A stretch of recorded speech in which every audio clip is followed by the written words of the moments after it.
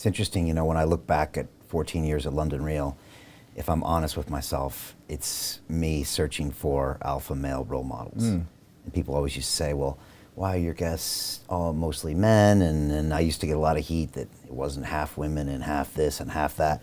And I was like, look, this is my show and I'm just picking the people that resonate with me and leave me alone. Yeah. But it is that search, and it's not like I didn't have an amazing father, I did, but it takes a village, I think, of alpha males to raise a man. And I think maybe we're always searching for that. I think there is a big deficit right now in the world, but if I'm really honest with myself, if a psychotherapist looked at my show, he'd be like, this is what you're doing, Brian. And I think it's probably right. And each one of these men I learn from, you know, and I learn from women too, for sure. But there's definitely something going on there, which is interesting, you know. There is. I think also, the truth is, now more than ever, the role of both men and women in society is less clear than it's ever been.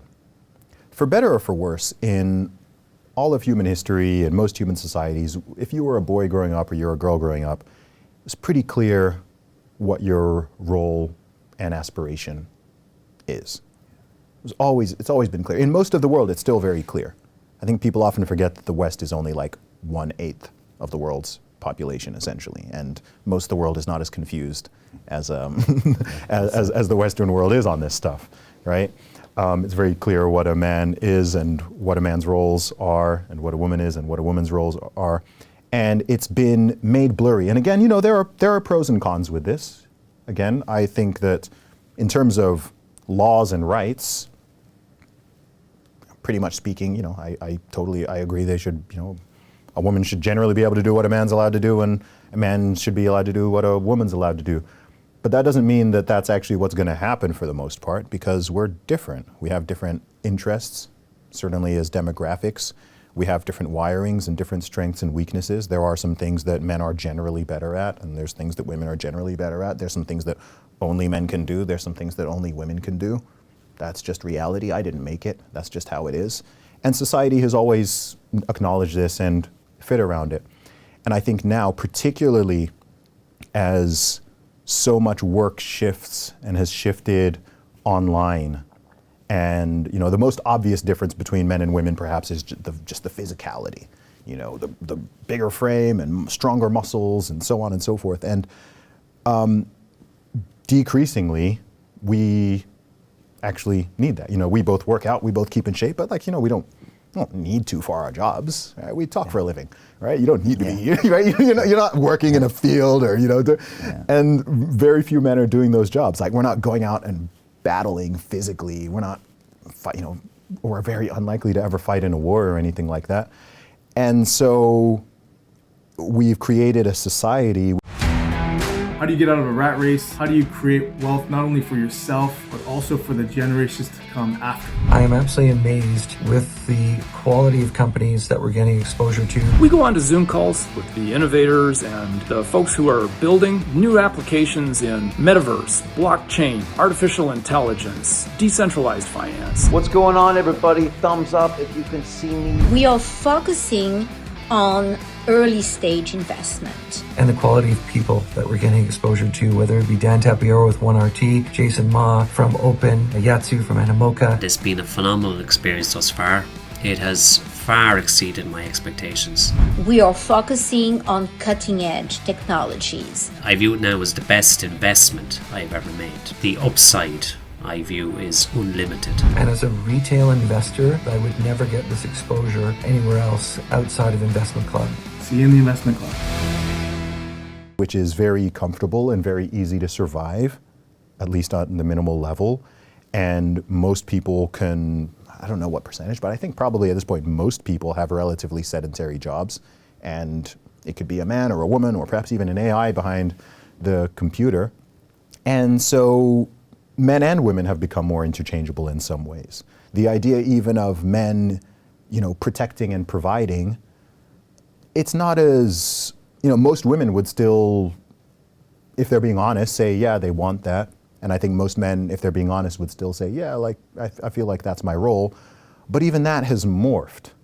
It's not the way it was before. Like if women have jobs and, most university degrees are going to women, and under the age of about 30 in many big cities, women are actually out earning men on average, then that whole question around like provision becomes a lot more blurry. And even the one about protection, it's like, well, we live in pretty safe societies. Like, it's not like we're living in a cave and I need to stand there and, guard against some wild animal or, tribe coming. It's weird because our biology hasn't changed. Our biology is the same as our ancestors essentially, but our environment has changed so much. So I think both young men and young women are trying to work out where do they fit in? How are they meant to relate to themselves, relate to each other, relate to their communities? What's their place supposed to be?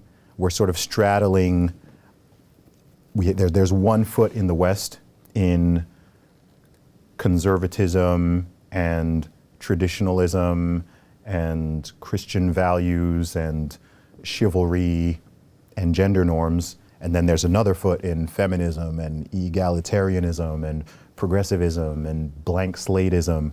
And they don't mesh very well. And I think it's causing a lot of confusion and a lot of dissonance for people. And I think this is part of the big reason why fewer relationships are forming. It's part of the reason, not all of the reason, but it's part of the reason why fewer people are getting married, fewer people are having children. And it sounds like I think on a surface level, it can sound like quite a frivolous conversation, but it actually has very deep ramifications, because if men and women are not attracted to each other and coming together and bonding and creating babies and creating families and so on, like that's actually a civilizational level problem. And there are nations, great example would be South Korea, for example. Japan's an example, but they're not as far gone as South Korea, where this could be the greatest issue that they face this century. South Korea's birth rate is down to somewhere between 0.6 and 0.7 births per woman, which means that for every 100 South Koreans that's alive today at the current rates, there will be 4 great-grandchildren. So that's a 96% decline within a couple generations. So I've never heard a story of a nation turning that around before. That's probably something that should be treated as okay, we need to really, really work out what's going on here. And another part that's interesting about this is the majority of people, I learned this from speaking to Stephen J. Shaw, who's a demographer who looks at birth rates and things like this around the world. He's an expert in this field. Very interesting guy, actually. You should speak to him if you haven't. He brings up the point that, so sometimes when people hear about the decline in birth rates and increasing, fewer people having children, a lot of people think that's simply a consequence of, that's just freedom. That's just people making their choices. No one should be forced to have kids and so on. That's not predominantly what's going on. The vast majority of those people did want to have children, both men and women. So what's happening is that people want to, but are either just timing themselves out on the clock, or they're having other priorities, or they're feeling that due to economic and financial circumstances they can't afford it, or because of there's a whole host of reasons why that may happen. Infertility is a big problem. I think about 1 in 3 couples now experiences some sort of infertility problems, which is a whole other conversation around what's going on with that. And, I don't know the solution to everything, but these are fascinating conversations. And I hope, one thing that I hope that comes with the decline and hopeful eventual death of the wokeness stuff is we can reprioritize our intellectual energies and our efforts towards important conversations, instead of wasting time and wasting some brilliant minds arguing about how many genders there are and if men should be in women's bathrooms. How about we talk about some of these other issues and we try to see, okay, what potential solutions, what's going on here? Questions around health, some big conversations to be had there. Questions about big pharma and our food supply. Questions around this birth rate crisis and fertility issues. Questions around our money supply, economics, what's going on with these fiat currencies. These are big and important conversations that will actually steer the boat of humanity more than the nonsense. So I hope that we can spend a lot more time and collective energy now having those conversations and trying to come up with some good solutions. Yeah, me too. Hey, I know investing in crypto is scary.